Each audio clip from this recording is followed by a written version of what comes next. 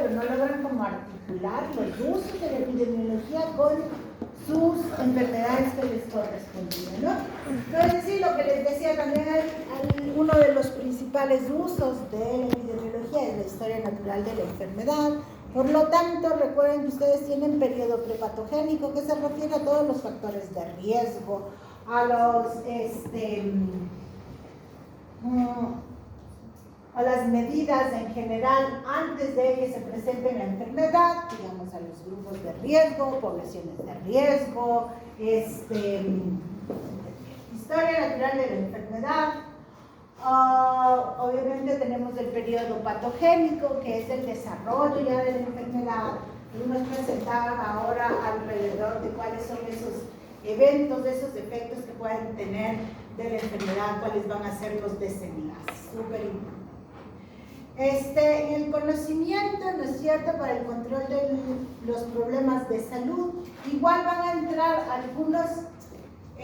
alguna información alrededor igual de los factores de riesgo, vamos a tener en cómo se comportan las enfermedades, vamos a tener como la descripción y que también cómo nos puede servir para mejorar la planificación sanitaria. Y es lo mismo, acá tenemos para las poblaciones y en el siguiente es para los individuos. Y aquí lo que les mencionaba es que más es el manejo clínico, donde ¿qué incluye? Vamos a tener ahí los protocolos, las guías de práctica clínica, los protocolos refiriéndome a los ensayos clínicos, qué es lo que han demostrado la mejor forma para el manejo de los pacientes. A nivel individual, a nivel poblacional. Tenemos acá también, por ejemplo, el tema de supervivencia, cuáles son esos factores que van finalmente a mejorar la supervivencia o no de los pacientes.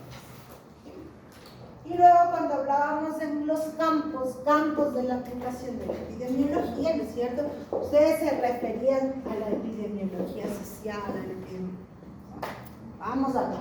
Los campos son el estudio de la situación de salud en los diferentes grupos de población. Cuando hablamos del estudio de la situación de salud, es la descripción de ese problema, cómo se ha comportado, ¿cierto? Describir finalmente.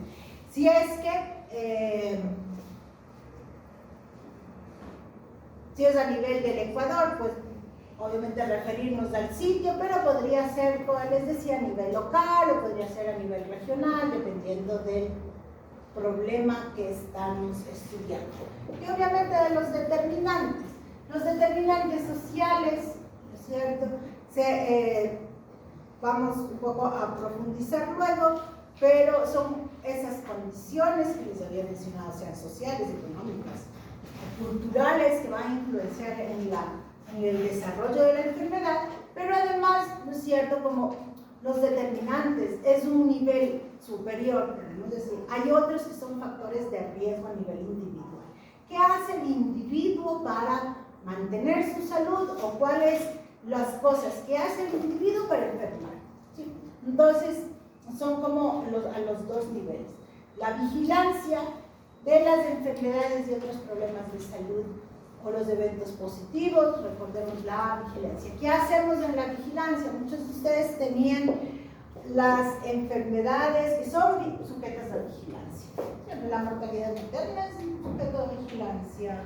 Tenemos todas las enfermedades, la neumonía, la influenza, va a ser sujeto de vigilancia. Entonces, cogemos la información del Ministerio de Salud que está reportado por semanas epidemiológicas y podemos decir qué es lo que está haciendo como parte de la vigilancia.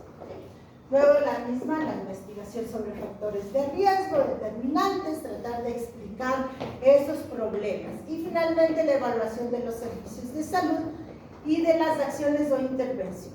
¿Cuáles han sido los resultados que se tiene alrededor de una intervención que se haya realizado? Si ha mejorado la situación, si ha empeorado, si se mantiene igual, etc.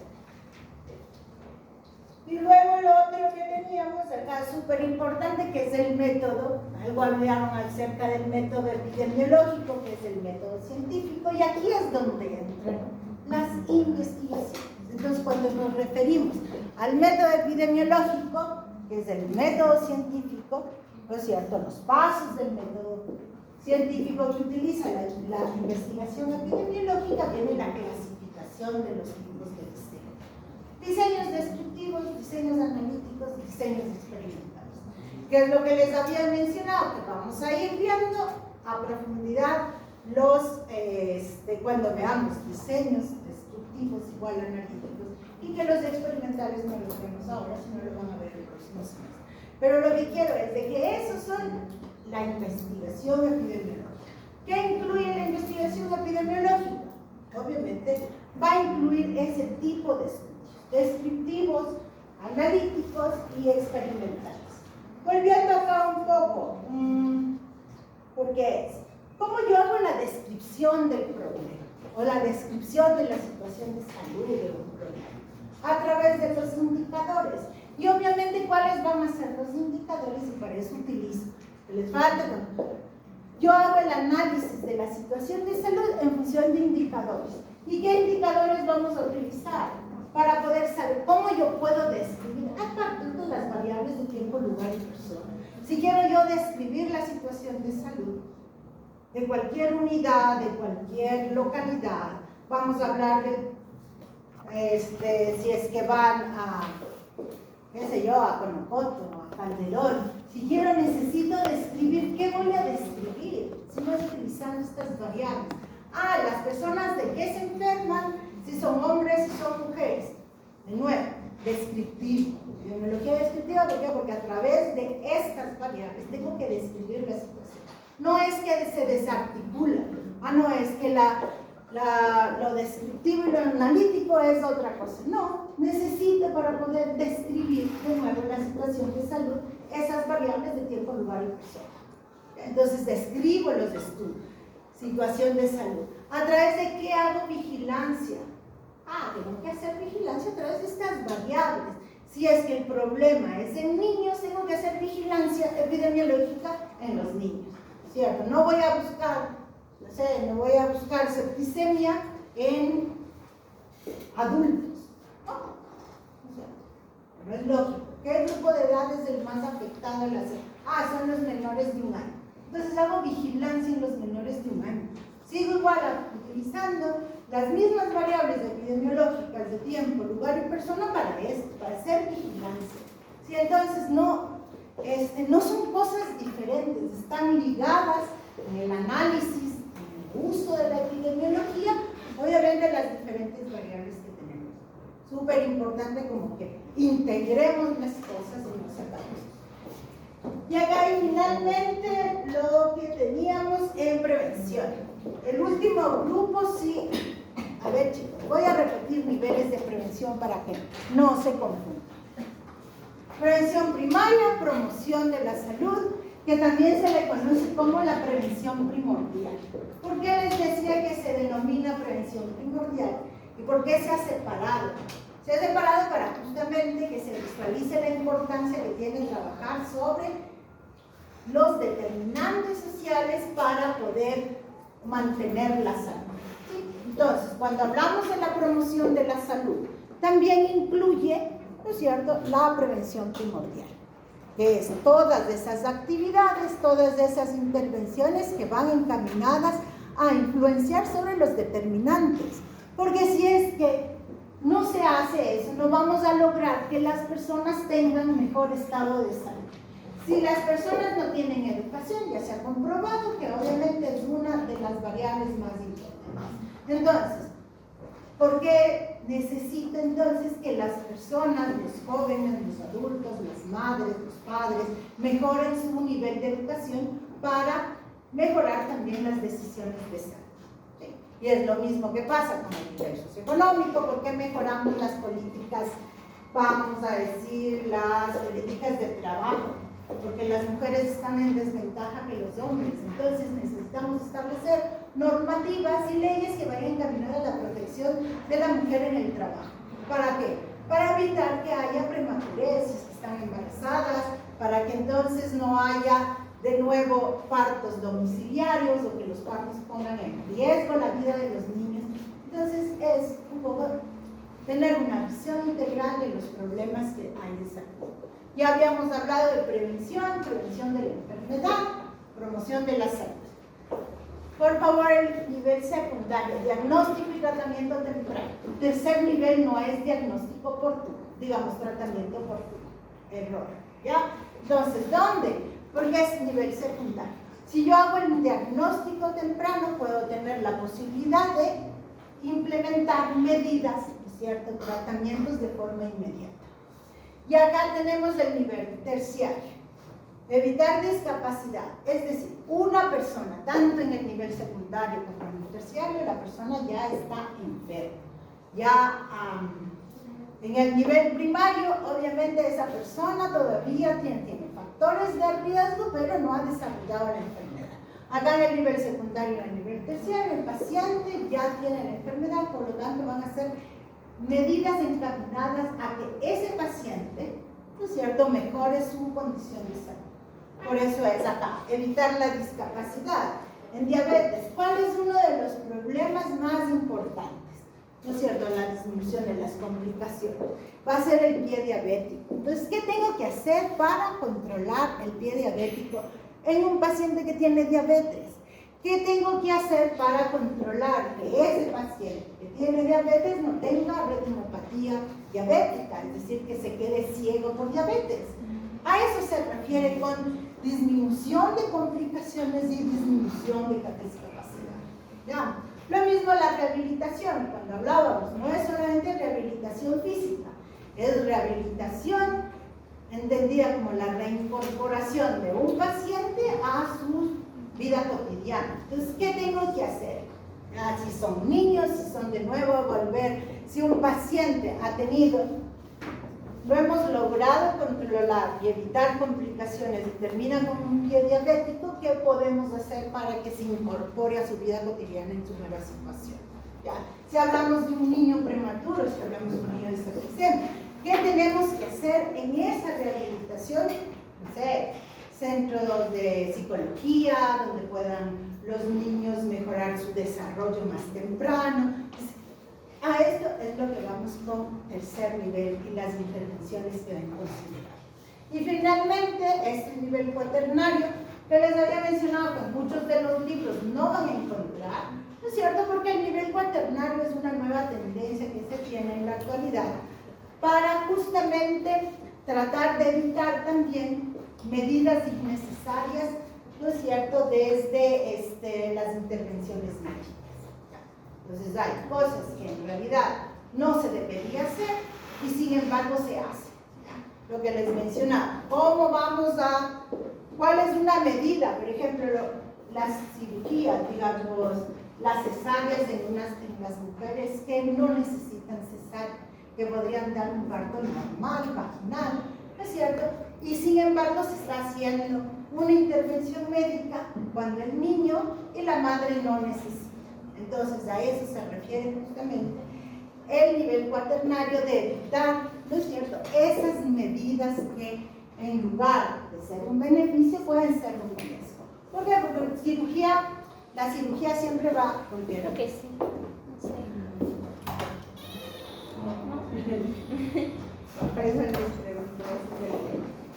¿De acuerdo? Estamos con los niveles de prevención. Ok, dígame. No sé, Pero es que en serio que no hay nadie, yo abrí solo.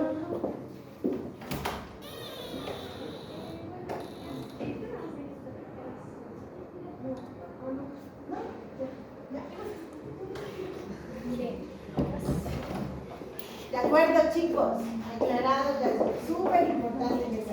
Ok. A ver.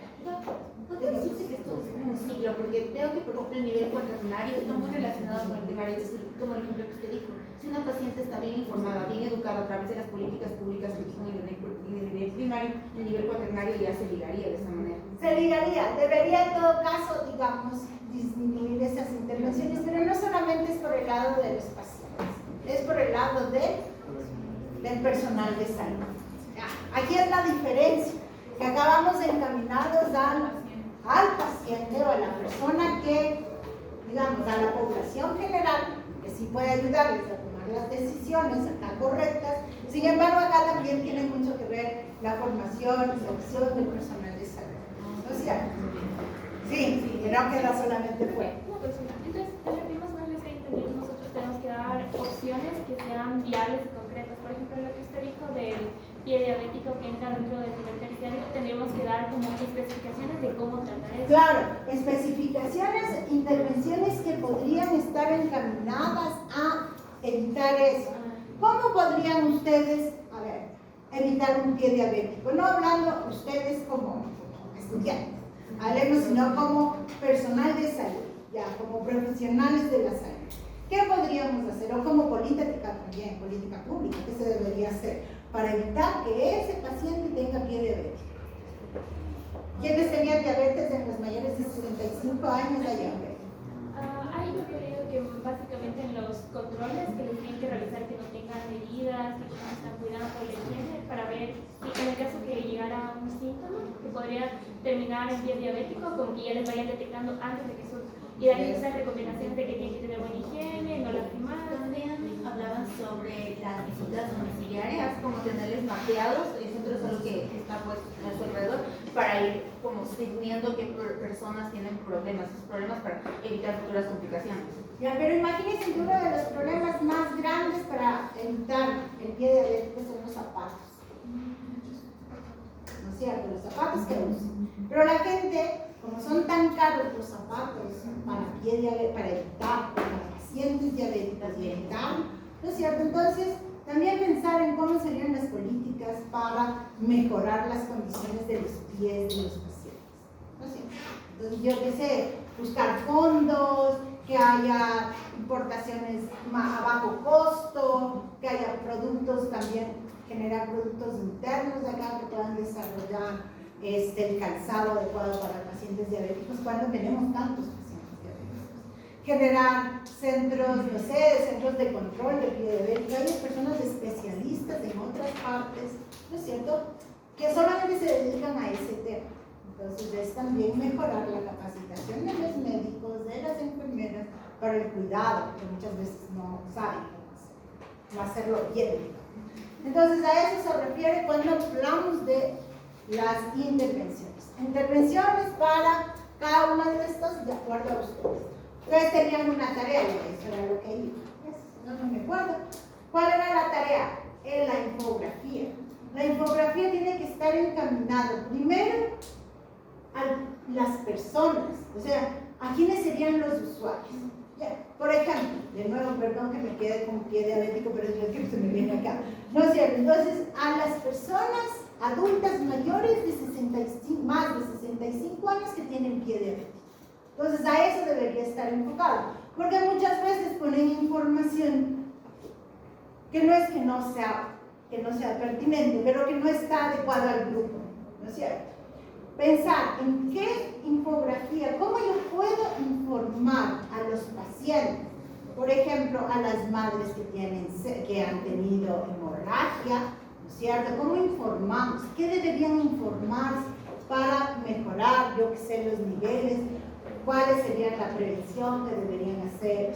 ¿Cómo educamos? La infografía es para que ustedes piensen como grupo en las medidas que deberían estar tomadas a ese nivel, primario, secundario, terciario.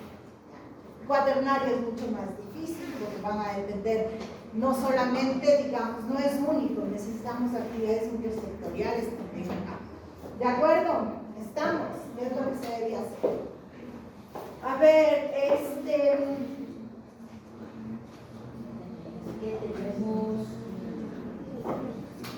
a ver, les iba a martirizar un poco, pero creo que no les voy a